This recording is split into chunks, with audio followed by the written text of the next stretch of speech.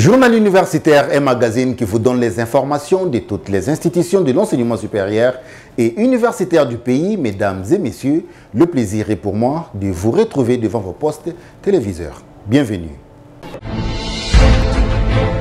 La plus grande distinction, c'est la mention obtenue par le chef des travaux Mpoutoulou Koussadiev à l'issue de la soutenance publique de sa thèse intitulée « Impact de la politique d'entendement sur la performance de petites et moyennes entreprises congolaises, une étude empirique en données de panel ». C'était au sein de l'université protestante au Congo. Valongolou pour les reportages.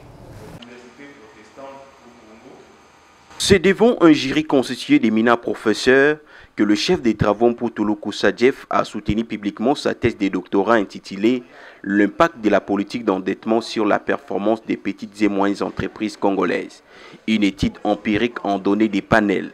Dans son exposé, l'impétrant a fait savoir que la performance financière des PME congolaises est expliquée par la politique d'endettement suivante. Le dette à court terme impacte la rentabilité financière alors que les dettes à moyen et à long terme ne l'impactent pas. Le dette à moyen et long terme explique la rentabilité économique alors que les dettes à court terme ne l'influencent pas. Il a par ailleurs recommandé à l'État congolais d'améliorer la fiscalité et parafiscalité en incitant les PME à appliquer les résultats de cette publication.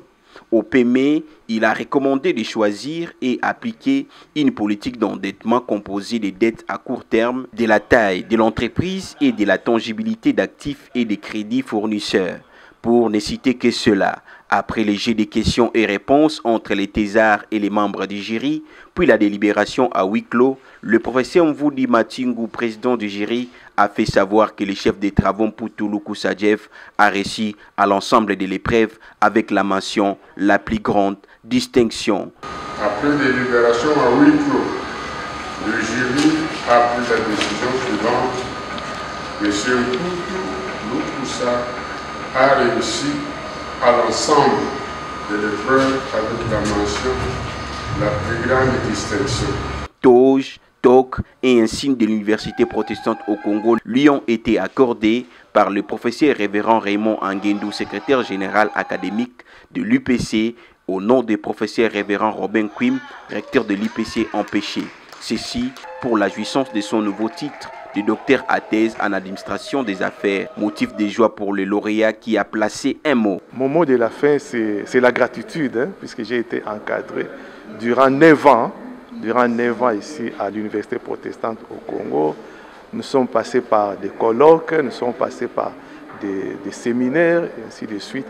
Alors aujourd'hui, j'ai ce sentiment-là de joie et surtout de gratitude envers tous mes enseignants d'ici à l'UPC et les staffs et dirigeants de l'UPC, puisqu'il faut se dire que j'ai passé ici sur 24, mais je ne savais pas qu'il y avait une grande université ici. Je suis même parti à Lubumbashi, en Afrique du Sud, pour chercher à faire le doctorat, mais je ne savais pas qu'à côté ici, je pouvais bien entreprendre ces études. Aujourd'hui, je suis vraiment content.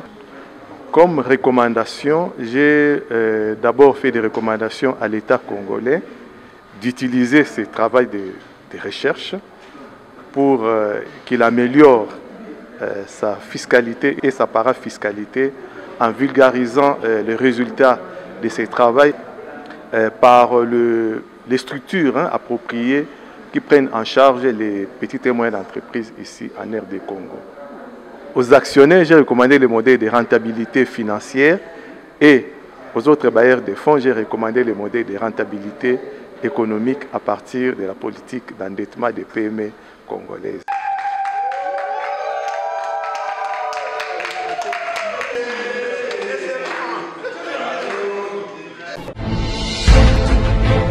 Contribution des procédés à la fabrication des moules permanents à partir des modèles non permanents pour la production en chaîne des pièces métalliques. C'est le titre de la thèse de doctorat soutenue publiquement par le chef des travaux Papi Tinda et Binda de la faculté des sciences de l'université pédagogique nationale. Georges Dilumbi et Christian Tupamba étaient là.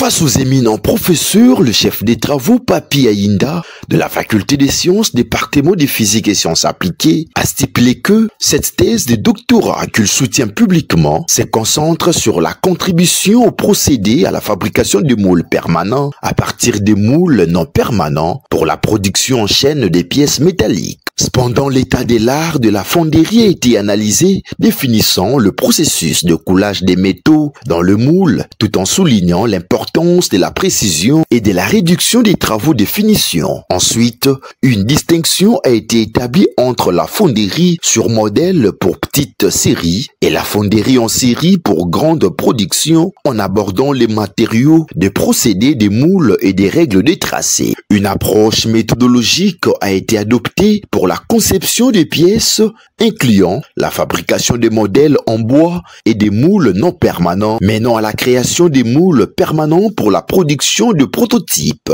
Les effets des différents paramètres sur le processus de moulage ont été analysés et il a été constaté que les fondeurs artisanaux œuvrant à Kinshasa rencontrent des difficultés d'accès à des matériaux de qualité et à une formation adéquate et que l'adoption de moules permanents améliore l'efficacité et la qualité de la production. En sus, l'adoption de moules permanents se présente comme une stratégie prometteuse pour optimiser la production, a-t-il conclu. Au terme de l'évaluation minutieuse du travail et la délibération du jury à huis clos, les récipiendaires Papi Ayinda a réussi avec la mention grande distinction. Pour ce faire, le secrétaire général à la recherche de l'UPEN lui a conféré le grade académique dans une ambiance bon enfant. En quittant la salle, le docteur en sciences a laissé entendre que nous avons d'abord apporté notre apport sur la précision en amenant le moule permanent. Avant d'arriver à moule permanent, nous avons travaillé sur la maquette de moule à mastic à fer qui nous a permis maintenant de produire notre moule permanent. Avec le moule permanent, on peut produire 50-100 pièces par jour. Tandis qu'avec le moule destructif, on peut faire 10 pièces seulement par jour.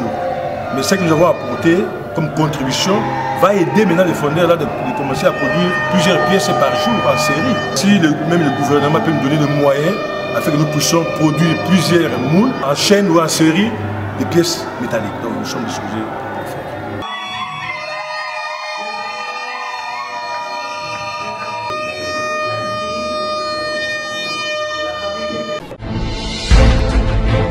Éléments macroéconomiques, c'est le titre de l'ouvrage porté sur les fonds baptismaux à l'Université pédagogique nationale, un livre qui table sur les mots-clés, principes, effets, lois et théorèmes. C'est celui au profit des apprenants. La cérémonie a eu lieu en présence du représentant de la rectrice de l'Université pédagogique nationale et autres invités de marque. Une fois de plus, Georges Dilumbi et Christian Chipamba. Familiariser et équiper les apprenants en macroéconomie avec les concepts clés de la macroéconomie contemporaine et les inciter à être des macroéconomistes professionnels, c'est l'objectif principal poursuivi dans ces nouveaux livres. La plupart des concepts utilisés dans cet ouvrage donnent et livrent les explications claires et nettes quant à l'utilisation des concepts de la macroéconomie. Voilà pourquoi le professeur Patou, représentant du secrétaire général à la recherche de l'Université pédagogique nationale, a saisi cette occasion pour encourager l'initiative prise par les trois auteurs de mettre en œuvre cet ouvrage qui servira beaucoup pour la nation congolaise. De ces faits, les trois auteurs du livre intitulé Éléments de macroéconomie, mots-clés, principes, effets, lois et théorèmes ont éclairé la lanterne de l'assistance sur les questions principales abordées par cette discipline. Cet ouvrage n'est pas destiné seulement aux étudiants en sciences économiques et de gestion, mais également à tous les pratiquants, les professeurs, les chercheurs, qui peuvent aussi comprendre la quintessence du développement des 5 chapitres qui sont contenus dans ce livre. Mais également à ceux qui sont dans la gouvernance, de comprendre comment créer la bonne gouvernance, l'équilibre sur le marché et même pour éviter le déficit des finances publiques. La chose commence par une histoire et la macroéconomie a une histoire. Aujourd'hui, avec la crise ou les crises qui s'invitent dans le monde, la macroéconomie a une place très très importante. Voilà pourquoi on a jugé à ce que l'on commence d'abord à poser les jalons en termes de mots-clés, principes, lois, effets et pourquoi pas les théorèmes. Et à la fin de l'ouvrage, nous avons placé une série d'applications pour la meilleure compréhension de la chose. Juste après ces mots des membres de la structure hétérodoxe, le préfacé professeur Emmanuel Mwanzaka a souligné que ces condensés de paradigmes macroéconomiques résument à juste titre l'intérêt que des économistes hétérodoxes indépendants portent à cette discipline dont le fondement théorique tire racine depuis les millénaires. Les moments tant attendus étaient le baptême du livre par le représentant du doyen de la faculté des sciences économiques et de gestion de l'Université pédagogique nationale.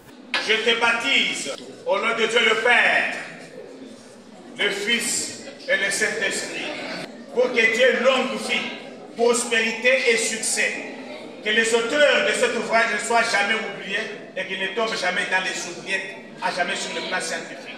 La vente aux enchères a mis un point final à cette grande activité scientifique.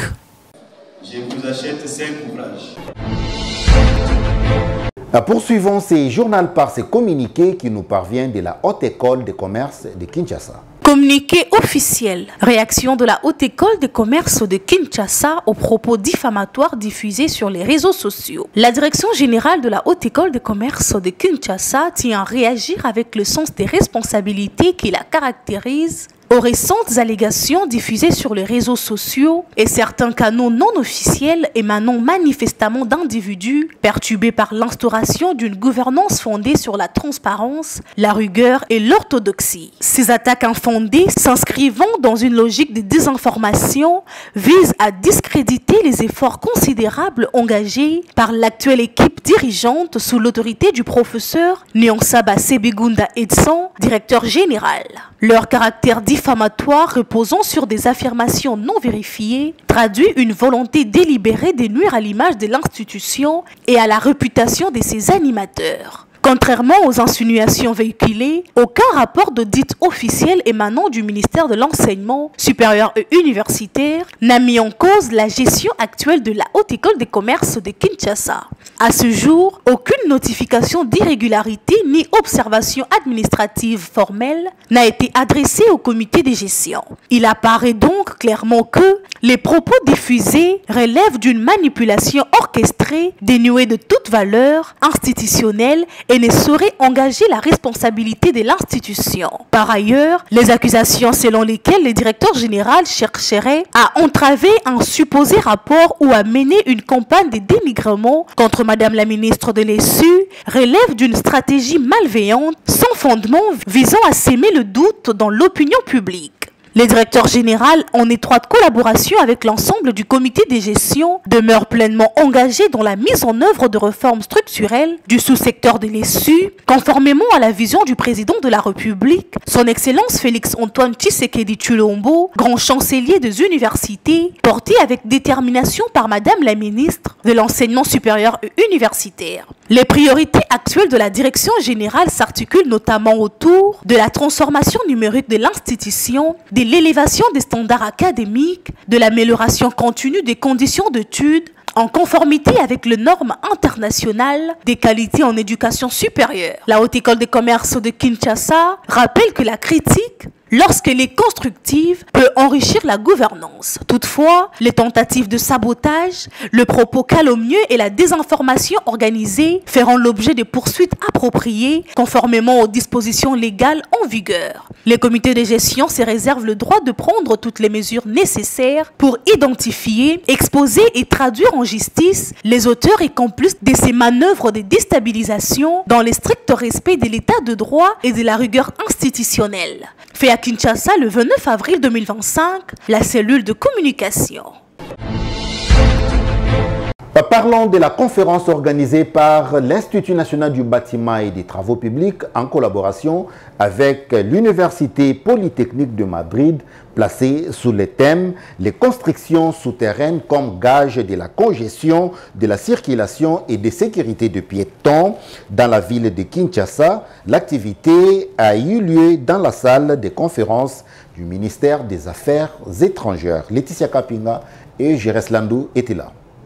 Pendant ces 2 jours, des journées scientifiques organisées à l'INBTP en collaboration avec l'Université polytechnique de Madrid sur les constructions souterraines à Kinshasa. L'impact d'une ligne métro sur la mobilité des personnes et de biens à Kinshasa, intégration des projets dans le plan directeur du transport urbain de la ville de Kinshasa. Les subtilités géotechniques dans la construction des métros expérience ou construction des métros de Madrid, les normes urbanistiques pour la conception des métros avec une offre de métro KIN parmi les thématiques développées par les intervenants. Le directeur général de l'INBTP, professeur Cédric Chibangu, dans son allocution a salué le partenariat existant entre son institut et l'Université polytechnique de Madrid qui vise au renforcement de la formation des ingénieurs de l'INBTP, une façon d'assurer le développement durable de la RDC.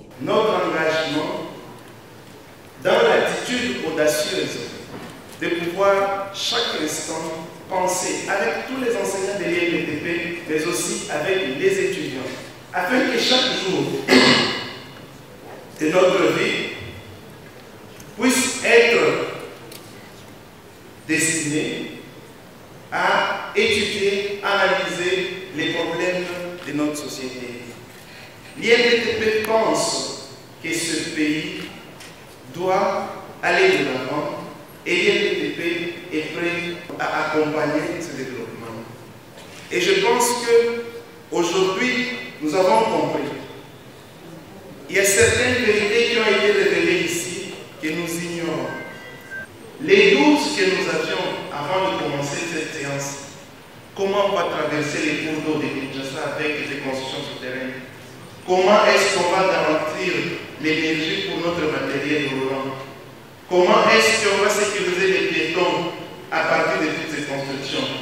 Je pense que même si les réponses à toutes ces questions n'ont pas été complètes, elles laissent encore la voie à la recherche et l'importance à l'existence de nos universités. Nous devons continuer à croire et à faire en sorte que nos universités contribuent réellement au développement de notre nation. Les ingénieurs de l'INBTP ont bénéficié des expériences partagées pendant cette conférence avec le professeur de l'Université polytechnique de Madrid, certains chefs d'entreprise de construction ainsi que d'autres professeurs d'université. Garantir une collaboration entre les entreprises de construction et l'INBTP afin de réduire les dégâts dans la ville de Kinshasa a été le souhait exprimé par les participants à cette conférence. C'est une solution complémentaire.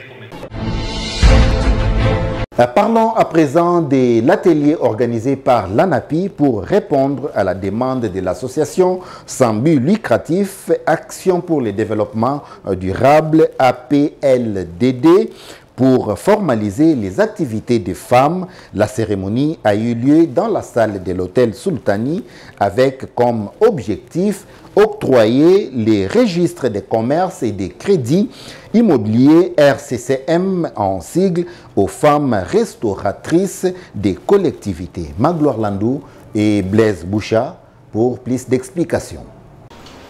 C'est dans la convivialité que s'est déroulée cette cérémonie de remise officielle des documents formels aux mamans restauratrices de collectivités, bénéficiaires du projet de relèvement du tissu socio-économique de femmes et jeunes filles maléois de la ville-province de Kinshasa. Cette activité, organisée par l'Agence nationale pour la promotion des investissements, ANAPI en sigle pour répondre à la demande de l'ASBEL, Action pour le développement durable afin de formaliser les activités économique informelle portée par ce femme. La directrice générale de l'ANAPI, la directrice générale adjointe du guichet unique, ainsi que le directeur général de l'ANADEC ont dans leurs mots des circonstances relevé qu'en poursuivant les objectifs communs, ils visent le développement économique du pays avec une attention particulière portée à l'autonomisation et à la reconnaissance du rôle central de la femme. L'administratrice de l'APLDD, Mme Nénette Massangi, initiatrice du projet, est également intervenue en retraçant les différentes étapes ayant mené à la concrétisation de ce programme ambitieux. Elle a salué la détermination et le courage de Maman Malewa tout en remerciant l'ensemble des partenaires pour leur engagement. Plusieurs autres interventions ont eu lieu en s'alignant à la vision de ce programme. Les moments forts de la journée étaient la remise solennelle des documents officiels, entre autres le registre de commerce et du crédit immobilier aux femmes bénéficiaires, symbole fort des reconnaissances et d'inclusion économique.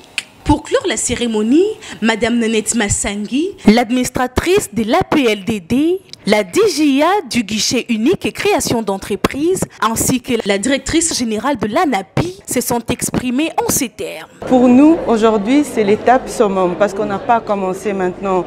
On a commencé depuis 2023. L'objectif, comme je l'avais dit, c'est de former, formaliser, équiper.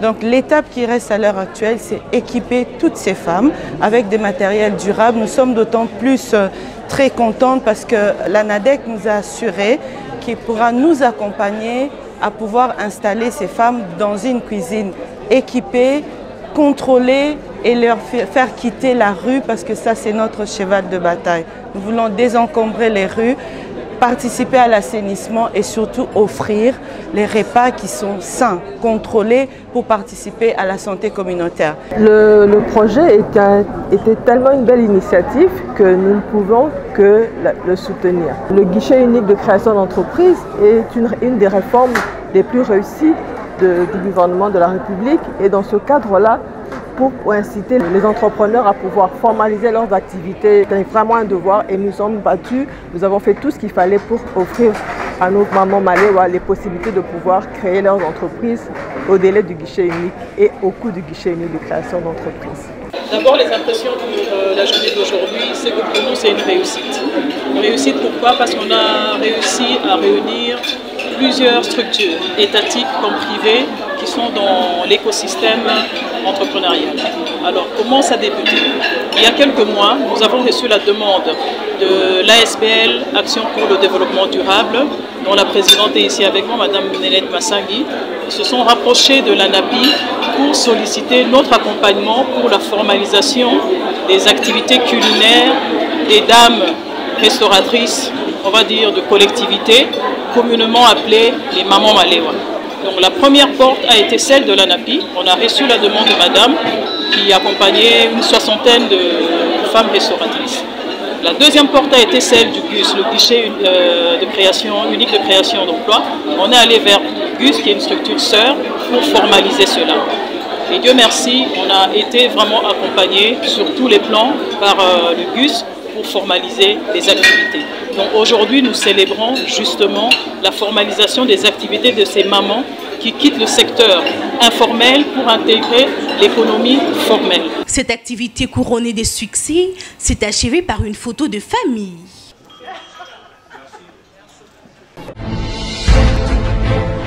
Diplomatie parlementaire comme alternance au processus de pacification de l'Est de la République démocratique du Congo, c'est le thème de la matinée scientifique organisée par la Fondation CAS en collaboration avec la Faculté des sciences et politiques de l'Université catholique du Congo. Jérès Landou était là. C'est dans un climat marqué par une instabilité persistante à l'est de la République démocratique du Congo que de nouvelles voix s'élèvent pour proposer des pistes alternatives de pacification. C'est dans cette perspective que la Fondation CAS, en collaboration avec la Faculté des sciences politiques de l'Université catholique du Congo, ont organisé cette conférence sur les thèmes « La diplomatie parlementaire comme alternative au processus de pacification de l'est de la République démocratique du Congo ». À travers ce rendez-vous académique, dynamique, les organisateurs ont souhaité offrir une plateforme de réflexion sur le rôle que peuvent jouer les parlementaires congolais au-delà de leurs fonctions législatives dans la construction d'une paix durable en misant sur le dialogue. Prenant la parole, le professeur Tunanga, doyen de cette faculté, est revenu sur le bien fondé de cette matinée scientifique. Dans cet élan de cogitation, la faculté voulait démontrer qu'il y avait d'autres moyens de la recherche de solutions de ce qui se passe à l'Est qu'en utilisant la diplomatie non classique qu'on appelle la diplomatie parlementaire. Et comme vous l'avez entendu, vous l'avez vu, il y avait des intervenants de tous bords. Il y avait un sociologue, un politologue et un internationaliste qui chacun d'entre eux a essayé de donner là où les solutions diplomatiques sur le plan parlementaire à sa manière. L'objectif étant de mobiliser les efforts scientifiques, les différentes théories, les réflexions pour que chacun dans son domaine, notamment l'université, puisse essayer de donner la matière aux autorités parlementaires, la matière pour pouvoir trouver la solution à ce qui se passe dans la partie orientale. Voilà l'essence de la conférence d'aujourd'hui. Selon les orateurs, cette forme de diplomatie exercée par les élus du peuple au sein des assemblées nationales et régionales peut créer de passerelles là où le canot officiel échoue. Voilà ce qui justifie la présence de cette activité d'un panel d'universitaires, de parlementaires, d'experts en relations internationales ainsi que d'étudiants. La conférence a été ponctuée par des échanges riches avec le public, preuve que les sujets touchent à des préoccupations profondes de la société congolaise. C'est par ici que nous bouclons complètement cette édition du journal universitaire. Mesdames et messieurs, si vous l'avez aimé, dites un grand merci à Jérès Landou qui était derrière la caméra, réalisé par le docteur Emmanuel Lema, toujours sous la coordination d'André Mouchongo Machara. Mesdames et messieurs, cette édition